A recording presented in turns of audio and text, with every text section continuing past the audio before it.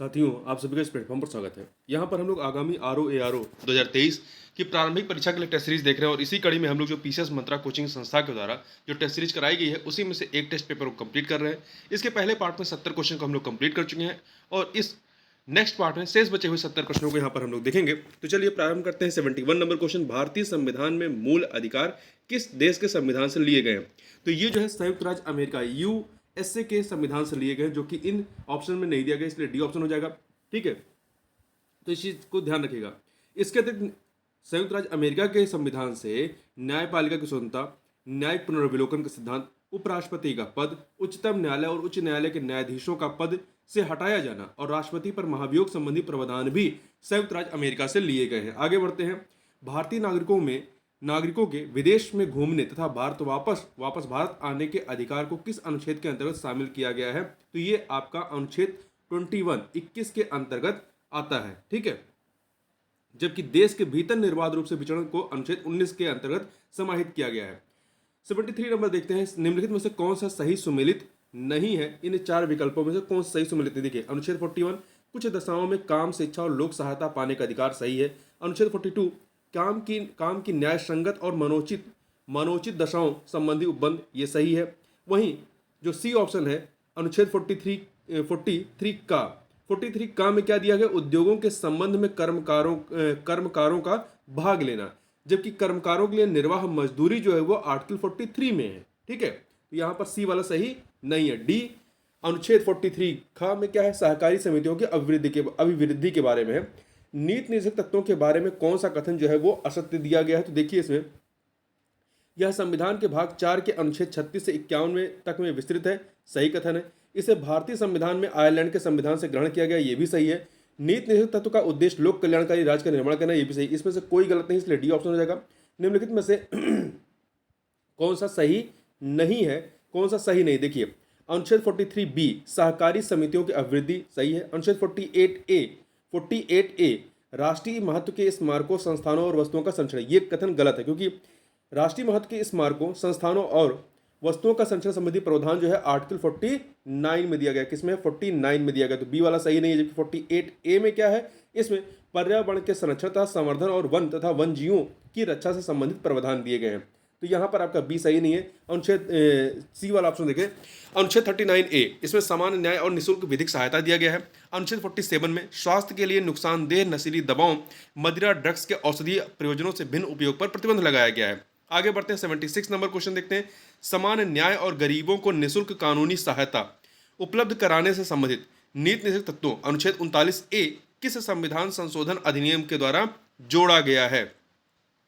तो ये जोड़ा गया है 42वें संविधान संशोधन अधिनियम के माध्यम से। ठीक है, 42वें संविधान संशोधन 1976 के माध्यम से आपके 4 नए तत्व जोड़े गए। पहला, बच्चों के स्वास्थ्य विकास के लिए अवसरों को सुरक्षित करना। दूसरा, सामान्य न्याय और निःशुल्क कानूनी सहायता उपलब्ध कराना। तीसरा, उद्योगों के प्रबंधन में श्रमिकों की भागीदारी को सुनिश्चित करना। और चौथा, रक्षा और पर्यावरण को बेहतर बनाने और जंगलों और वन्यजीवों की रक्षा करना। आगे बढ़ते हैं। बिना सलाहकार बोर्ड की राय किसी व्यक्ति को कितने समय तक निवारक निरोध के तहत निरुद्ध किया जा सकता है? तो 3 माह तक। 3 माह तक। ठीक है, देखिए, भारतीय संविधान के अनुच्छेद 22 में किसी व्यक्ति को गिरफ्तारी और निरोध से संरक्षण प्रदान किया गया है। पूर्व में बिना सलाहकार बोर्ड की राय किसी व्यक्ति को 3 माह तक निवारक निरोध के तहत निरुद्ध किया जा सकता था, जिसे 44वें संविधान संशोधन अधिनियम 1978 के द्वारा घटा करके 2 माह कर दिया गया है। ठीक है, आगे बढ़ते हैं। संयुक्त राष्ट्र लोक सेवा आयोग, संयुक्त राष्ट्र 78 नंबर क्वेश्चन देखते हैं। यह सरकारी क्षेत्र में सामान्य वर्ग के आर्थिक रूप से कमजोर व्यक्तियों EWS के लिए आरक्षण की व्यवस्था किस संविधान संशोधन अधिनियम के तहत की गई है? तो यह व्यवस्था अनुच्छेद 103 संविधान संशोधन अधिनियम 103 के तहत की गई है। ठीक है, 2019 में यह अधिनियम आया था। आगे बढ़ते हैं। संविधान में केंद्र राज्य संबंधों का विवरण संविधान के किस भाग में दिया गया है? तो यह संविधान के भाग 11 में दिया गया है। संविधान के भाग 11 में दिया गया है। किस संविधान संशोधन के तहत शिक्षा को राज्य सूची से समवर्ती सूची में शामिल किया गया है? तो 42वें संविधान संशोधन के माध्यम से राज्य सूची से इसे समवर्ती सूची में रखा गया है। ठीक है, 42वें संविधान संशोधन के तहत वन, नापतौल, वन्यजीवों और पक्षियों का संरक्षण एवं न्याय का प्रशासन आदि विषयों को भी राज्य सूची से हटाकर समवर्ती सूची में रखा गया है। समस्त भारत या ऐसे किसी भाग में कानून बनाने का अधिकार किसे दिया गया है? तो संसद को दिया गया। किसे दिया गया है? संसद को। केंद्र और राज्यों के मध्य सामूहिक महत्व के विषयों की जांच एवं बहस के लिए अंतर्राज्यीय परिषद का गठन कौन करता है? तो इसका गठन जो है राष्ट्रपति के द्वारा किया जाता है आर्टिकल 263 के अंतर्गत। केंद्र एवं राज्यों के बीच कराधान व्यवस्था का निर्धारण की सिफारिश राष्ट्रपति से कौन करता है? तो ये करता है वित्त आयोग। ठीक है, वित्त आयोग जिसका गठन 280 के तहत होता है। आनंदपुर साहिब प्रस्ताव का संबंध किससे है? तो आनंदपुर साहिब का प्रस्ताव जो है केंद्र राज्य संबंधों से है। ठीक है, ये प्रस्ताव 1973 में अकाली दल पंजाब के आनंदपुर साहिब में हुई थी। इसमें कहा गया था कि केंद्र को मात्र रक्षा विदेश संबंध एवं संचार एवं मुद्रा के अतिरिक्त अन्य सभी विषय राज्यों को सौंप देने चाहिए एवं संविधान को वास्तविक रूप में संघीय बनाया जाना चाहिए और केंद्र में सभी राज्यों के लिए समान प्राधिकार और प्रतिनिधित्व सुनिश्चित किया जाना चाहिए। आगे बढ़ते हैं, क्वेश्चन नंबर 85। संयुक्त राज्य लोक सेवा आयोग का गठन कौन करता है? तो इसका गठन जो है संसद के द्वारा किया जाता है। संसद के द्वारा किया जाता है। इसके अध्यक्ष और सदस्यों की नियुक्ति राष्ट्रपति करते हैं। भारतीय संसद द्वारा बनाए गए कानून लागू होंगे कहाँ पर लागू होंगे? तो ये भारतीय क्षेत्र के अंदर लागू होंगे, विदेशों में रह रहे भारतीय नागरिकों पर लागू होंगे, विश्व में कहीं भी भारतीय नागरिकों की संपत्ति पर लागू होंगे। तो उपयुक्त सभी डी ऑप्शन हो जाएगा। ठीक है, आगे देखते हैं। प्रशासनिक सुधार आयोग का गठन किसकी अध्यक्षता में किया गया था? तो इसका गठन जो है मोरारजी देसाई की अध्यक्षता में किया गया था। केंद्र सरकार ने 1966 में मोरारजी देसाई की अध्यक्षता में केंद्र राज्य संबंधों को सुधारने के लिए प्रशासनिक सुधार आयोग का गठन किया। ठीक है, इस आयोग की रिपोर्ट के अध्ययन के लिए MC सीतलवाड़ की अध्यक्षता में एक दल का गठन किया गया था। आगे चलते हैं। यदि केंद्र सरकार किसी राज्य सरकार द्वारा ऋण लेने पर गारंटी देती है तो ये गारंटी किस पर भारित होगी? तो ये गारंटी जो है केंद्र की संचित निधि पर भारित होगी। अगला है, संविधान के किस अनुच्छेद के बीच केंद्र एवं राज्य के बीच प्रशासनिक संबंधों की व्याख्या की गई है? तो संविधान के भाग 11 में अनुच्छेद 256 से 263 के मध्य में जो है प्रशासनिक संबंधों की व्याख्या की गई है। समाजवादी पार्टी की स्थापना कब हुई? तो समाजवादी पार्टी की स्थापना 1992 में हुई थी। 1980 में भारतीय जनता पार्टी की स्थापना, 1984 में जो है बहुजन समाज पार्टी की स्थापना तथा 1996 में राष्ट्रीय लोक दल की स्थापना हुई थी। निम्न में से कौन सा राजनीतिक दल राष्ट्रीय दल नहीं है? तो देखिए, वर्तमान में 8 दल जो है राष्ट्रीय दल नहीं, 8 दल नहीं 6 दल है वर्तमान में राष्ट्रीय दल। ठीक है, जिसमें से आम आदमी पार्टी राष्ट्रीय दल हो चुकी है। ठीक है, इसमें भारतीय कम्युनिस्ट पार्टी भी है, राष्ट्रवादी, यहाँ पे थोड़ा सा कंफ्यूजन है। ठीक है, इसको अभी आप छोड़ दीजिए। 92 नंबर क्वेश्चन देखते हैं। 92 नंबर, किसी दल को राष्ट्रीय दल के रूप में मान्यता पाने के लिए निम्न से कौन सी दशा पूरी करनी होती है? तो देखिए, कम से कम 4 राज्यों में राज्य स्तरीय दल के रूप में मान्यता पानी होती है। ठीक है, यहां पर ए ऑप्शन आपका सही है। देखिए, कई शर्तें हैं, उनमें से एक शर्त को पूरा करना होता है। तो यहां पर 3 शर्तों के बारे में बात करते हैं। पहला है, कोई पंजीकृत दल 3 विभिन्न राज्यों में लोकसभा की कुल सीटों की कम से कम 2% सीटें हासिल की हों तो वो राष्ट्रीय दल बन जाएगा। दूसरा, कोई दल यदि 4 अलग अलग राज्यों में लोकसभा या विधानसभा चुनाव में कम से कम 6% मत पाए हों और लोकसभा में कम से कम 4 सीटें हासिल की हों तो नेशनल पार्टी बन जाएगी। तीसरा, किसी भी दल को कम से कम 4 या उससे अधिक राज्यों में राज्य दल की मान्यता प्राप्त हो तो वह उसे जो है नेशनल पार्टी का दर्जा मिल जाएगा। आगे बढ़ते हैं। देश में सन 2019 में संपन्न राष्ट्रीय स्तर पर आम चुनाव किस नंबर के चुनाव थे? तो जो 2019 में हुआ है वो आपका 17वें नंबर का 17वां आम चुनाव था। ठीक है, देश में प्रथम आम चुनाव 1952 में हुआ था, 1952 में। अगला है, निम्नलिखित कथनों पर विचार करें। यहाँ पर 2 कथन दिए गए, बताना उपयुक्त में से कौन सा या से कथन सत्य नहीं है। तो पहला, राष्ट्रपति के चुनाव में संसद के दोनों सदनों के सदस्य शामिल होते हैं। देखिए, दोनों सदनों के निर्वाचित सदस्य शामिल होते हैं, मनोनीत सदस्य शामिल नहीं होते हैं। तो पहला कथन गलत। दूसरा, राष्ट्रपति के चुनाव में संसद के दोनों सदनों के निर्वाचित सदस्य शामिल होते हैं, ये कथन सही है। तो यहाँ पर पहला गलत है, तो गलत बताना था, ए ऑप्शन हो गया। निम्न में से कौन सा कथन असत्य है? तो देखिए, राष्ट्रपति को महाभियोग के द्वारा पद से हटाया जा सकता है, सही है। राज्यपाल राष्ट्रपति के प्रसाद पर्यंत पद धारण करता है, सही है। राज्यपाल को क्षमादान की शक्ति प्राप्त है, सही है। राज्यपाल की नियुक्ति कॉलेजियम प्रणाली के द्वारा होती है, नहीं, बिल्कुल नहीं। ठीक है, यहाँ न्यायाधीशों की नियुक्ति कॉलेजियम प्रणाली से होती है, तो डी ऑप्शन सही नहीं है। अगला है सुमेलित नहीं है, अनुच्छेद और उसमें वर्णित उपबंध के बारे में 153 में क्या दिया गया है, 153 में प्रत्येक राज्य के लिए एक राज्यपाल होगा, 155 में राज्यपाल की नियुक्ति के बारे में, 213 में राज्यपाल का अभिभाषण नहीं, राज्यपाल को अध्यादेश जारी करने की शक्ति प्रदान की गई है। तो यहाँ पर 213 वाला सी ऑप्शन सही नहीं है। 174 विधानसभा का विघटन। आगे बढ़ते हैं, निम्न से कौन सा कथन जो है वो सत्य है। तो देखिए, भारतीय संविधान में सशक्त केंद्र के साथ संघीय व्यवस्था का रूप कनाडा के संविधान से लिया गया है, ये कथन आपका सही है। जबकि अन्य, भारत में कोई व्यक्ति राष्ट्रपति पद के लिए पुनर्निर्वाचित नहीं हो सकता, गलत है। राष्ट्रपति संसद के किसी भी सदन का सदस्य हो सकता है, नहीं। राष्ट्रपति द्वारा शपथ ग्रहण करने की प्रक्रिया का उल्लेख तीसरी अनुसूची में, ये भी गलत है। इसकी प्रक्रिया का उल्लेख जो है अनुच्छेद 60 में है। आगे बढ़ते हैं, क्वेश्चन नंबर 98 देखते हैं। राज्यपाल के संबंध में निम्न कथनों पर विचार करें। 3 कथन दिए गए हैं, उपयुक्त में से कौन सा या से कथन सत्य है, ये हमें बताना है। तो देखिए, वह मुख्यमंत्री व राज्य मंत्रिपरिषद की नियुक्ति करता है, सही है। वह विधानसभा के सत्र को आहूत व अवसान करता है, ये भी सही है। वह अध्यादेश भी जारी करने की अधिकारिता रखता है। 3 के तीनों कथन यहाँ पर सही हैं, 1 2 3। तो यहाँ पर डी सी ऑप्शन हो जाएगा। आगे बढ़ते हैं, यदि किसी राज्य में विधान परिषद है तो राज्यपाल कितने सदस्यों को मनोनीत करने की अधिकारिता रखता है? तो 1/6 सदस्यों को मनोनीत करने की अधिकारिता रखता है। किस संविधान संशोधन द्वारा मौलिक कर्तव्यों या मूल कर्तव्यों को भारतीय संविधान में जोड़ा गया? तो 42वें संविधान संशोधन अधिनियम 1976 के द्वारा जोड़ा गया। भारतीय संविधान के भाग 4 का में जोड़ा गया, ठीक है, अनुच्छेद 51A के तहत।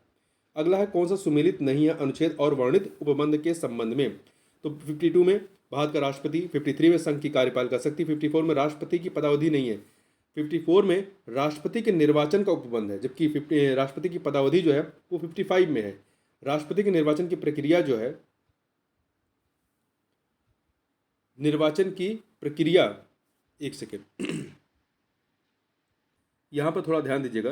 54 में राष्ट्रपति की पदावधि नहीं है बल्कि राष्ट्रपति का निर्वाचन, जबकि राष्ट्रपति की पदावधि जो है 56 में, और 55 में क्या है, राष्ट्रपति के निर्वाचन की रीत या प्रक्रिया है। आगे बढ़ते हैं, 102 नंबर क्वेश्चन देखते हैं। राष्ट्रपति के निर्वाचन में सम्मिलित होते हैं कौन?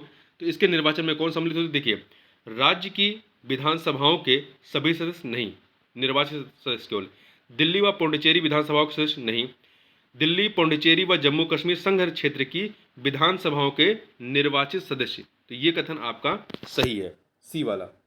आगे बढ़ते हैं, राष्ट्रपति से संबंधित निम्न कथनों पर विचार करें। तो यहाँ पर आपके कुल कितने कथन दिए गए हैं? कुल आपके 3 कथन दिए गए हैं। बताना इनमें से कौन सा कथन जो है वो सत्य है। तो देखिए, संघ की कार्यपालिका शक्ति राष्ट्रपति में निहित होगी, सही है। राष्ट्रपति अपनी कार्यपालिका शक्ति का प्रयोग संविधान अनुसार स्वयं या अधीनस्थ अधिकारियों के द्वारा करेगा, सही है। भारत का राष्ट्रपति तीनों सेनाओं का अध्यक्ष होता है। 3 के तीनों कथन यहाँ पर सही है, इसलिए यहाँ पर डी ऑप्शन हो जाएगा। आगे बढ़ते हैं, 104 नंबर क्वेश्चन। निम्न में से कौन सा कथन मौलिक कर्तव्य से संबंधित नहीं है? मौलिक कर्तव्य से, देखिए, माता पिता अथवा अभिभावक अपने 8 से 14 वर्ष तक के आयु वाले बच्चों के शिक्षा का अवसर प्रदान करेंगे, ये जो है ये इसके तहत नहीं आता है, मौलिक कर्तव्य के तहत नहीं आता है, ठीक है। जो मौलिक कर्तव्य आता है उसमें 8 से 14 नहीं, 6 से 14 वर्ष है, ठीक है। तो ए वाला सही नहीं है। भारत की संप्रभुता, एकता और अखंडता की रक्षा करें, ये मूल कर्तव्य है।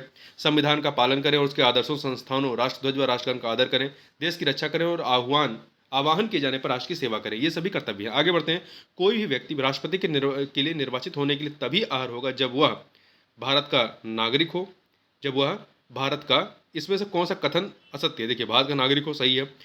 30 वर्ष की आयु पूरी कर चुका, 30 वर्ष की नहीं 35 वर्ष की आयु पूरी कर चुका, दूसरा वाला कथन गलत है। लाभ का पद न धारण करता हो, ये सही है। तो केवल गलत कौन सा है? तो दूसरा वाला कथन, तो ए ऑप्शन हो जाएगा। राज्यपाल से संबंधित निम्न कथनों में से कौन सा कथन जो है वो असत्य कथन है?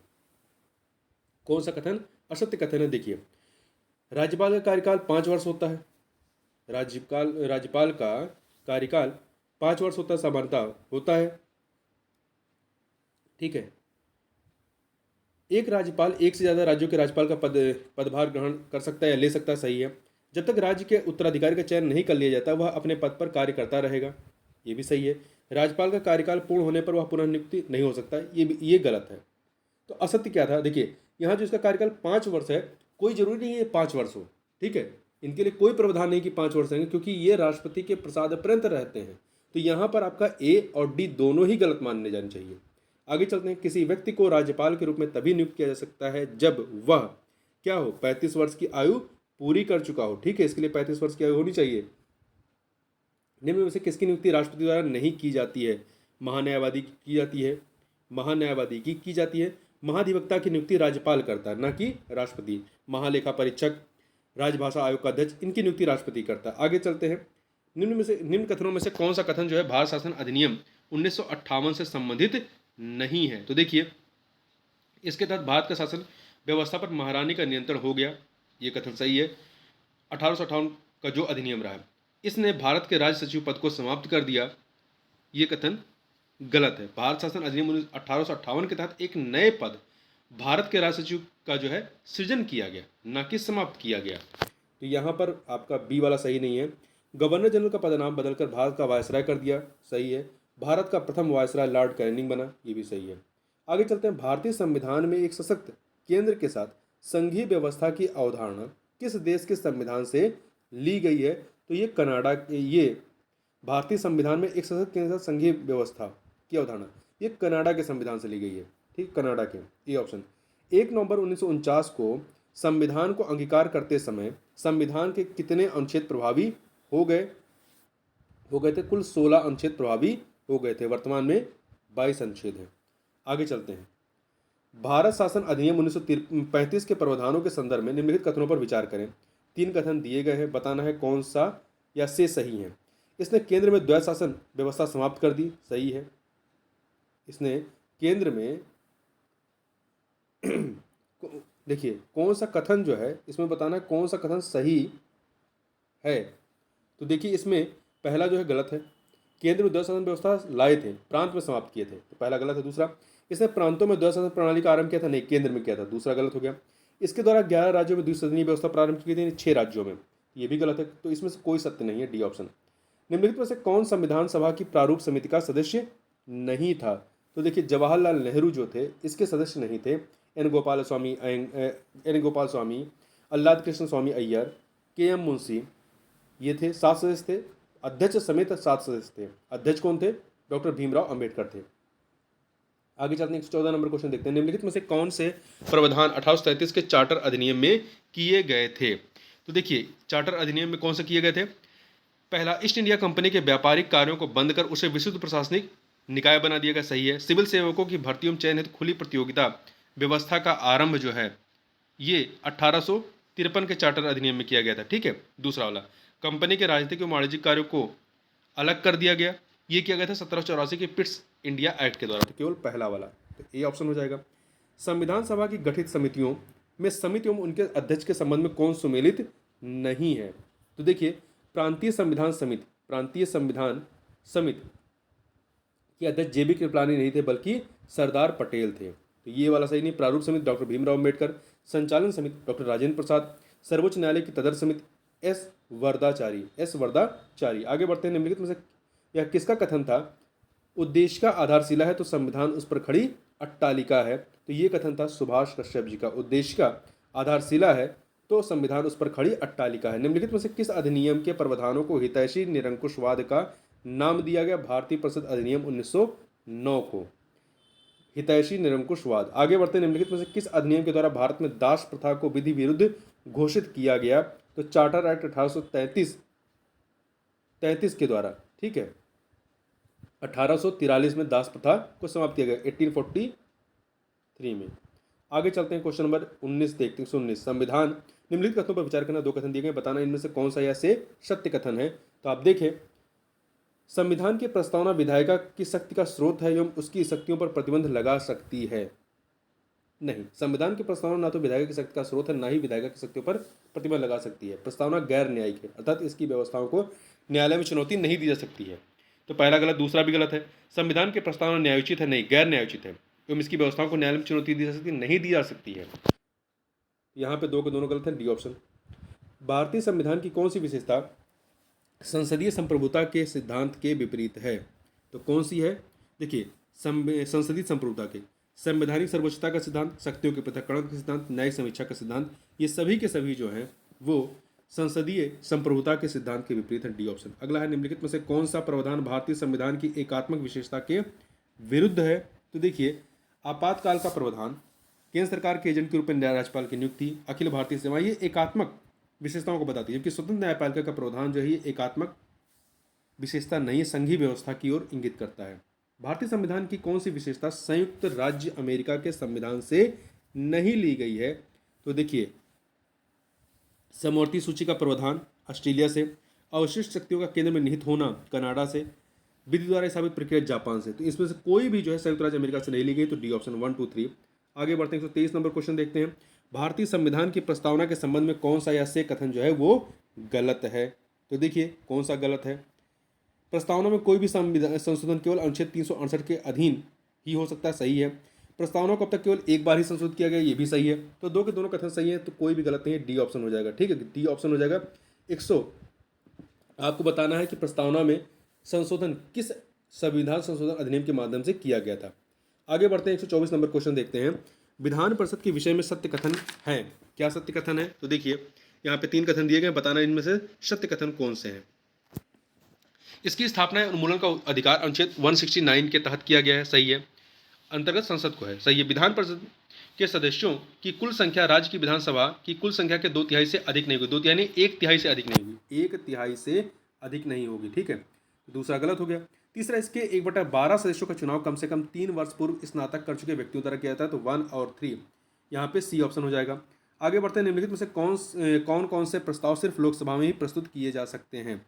तो देखिए, अविश्वास प्रस्ताव और निंदा प्रस्ताव, अविश्वास और निंदा प्रस्ताव केवल लोकसभा में ला सकते हैं, जबकि विशेषाधिकार प्रस्ताव और स्थगन प्रस्ताव किसी में भी ला सकते हैं। आगे बढ़ते हैं, संविधान के किस अनुच्छेद के अनुसार राष्ट्रपति को परामर्श देने के लिए मंत्री परिषद होगी? एक मंत्री परिषद होगी, तो ये अनुच्छेद 74 के तहत। प्रधानमंत्री के संबंध में निम्न कथनों में से कौन सा कथन जो है वो सत्य है? तो आप देखें, प्रधानमंत्री दोनों सदनों में से किसी भी सदन का सदस्य हो सकता है, सही है। प्रधानमंत्री राष्ट्रपति के प्रसाद पद धारण करता है, ये भी सही है। वह बहुमत दल का नेता होता है, ये भी सही है। तो सभी के सभी कथन सही हैं, डी ऑप्शन। राष्ट्रपति पर महाभियोग चलाए जाने के लिए न्यूनतम कितने सदस्यों का हस्ताक्षर आवश्यक होता है? तो न्यूनतम 1/4 सदस्यों का हस्ताक्षर आवश्यक होता है। संविधान के किस अनुच्छेद में राज्य का महाधिवक्ता पद का प्रावधान किया गया है? तो ये 165 में किया गया है। राज्यपाल इसकी नियुक्ति करता है। आगे बढ़ते हैं, विधान परिषद के बारे में निम्नलिखित कथनों पर विचार कीजिए। 4 कथन दिए गए, बताना उपयुक्त में से सत्य नहीं है। कौन से कथन सत्य नहीं है? तो देखिए, यह भारत के सभी राज्यों में है विधान परिषद? नहीं, बिल्कुल नहीं। 6 राज्यों में है। इसके सभापति का चुनाव राज्यपाल द्वारा किया जाता है? नहीं, वो अपने ही सदस्यों में से करते हैं।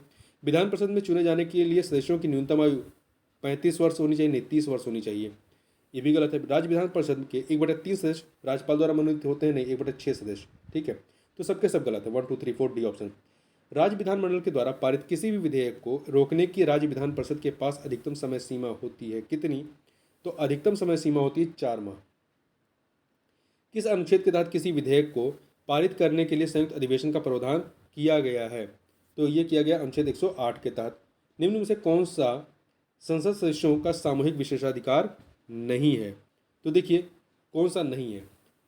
संसद के आंतरिक विषयों का संचालन का अधिकार, चर्चा एवं प्रक्रिया की स्वतंत्रता, अपरिचितों को सदन से बाहर रखने का विशेषाधिकार, ये संसद सदस्यों के सामूहिक विशेषाधिकार है। परंतु साक्षी के रूप में उपस्थिति से स्वतंत्रता, ये व्यक्तिगत विशेषाधिकार है। अगला है, निम्नलिखित में से संसद के सत्रों में कौन शामिल नहीं है? तो 3 सत्र होते हैं। ठीक है, 85 के अंतर्गत राष्ट्रपति को संसद के दोनों सदनों का सत्र बुलाने, सत्रावसान करने तथा लोकसभा को विघटित करने का अधिकार दिया गया है। राष्ट्रपति संसद के दोनों सदनों को इस प्रकार आहूत करेगा कि एक सत्र की अंतिम बैठक तथा आगामी सत्र की प्रथम बैठक के मध्य 6 माह से अधिक का अंतराल न हो। इस प्रकार एक वर्ष में कम से कम 3 बैठक होनी चाहिए और दोनों बैठकों के बीच में 6 माह से अधिक अंतर नहीं होना चाहिए। सामान्यतः वर्ष में संसद के 3 सत्र होते हैं। कौन कौन सा? बजट सत्र होता है फरवरी से मई, मानसून सत्र होता है नवंबर से मानसून होता है जुलाई से सितंबर, और शीतकालीन सत्र होता है नवंबर से दिसंबर। अतः ग्रीष्मकालीन सत्र जैसा कोई सत्र नहीं होता है, बी ऑप्शन। निम्न में से कौन सा कथन सत्य नहीं है? तो यहाँ पे 4 कथन दिए गए हैं। देखिए, मंत्रिपरिषद का एक निश्चित कार्यकाल होता है।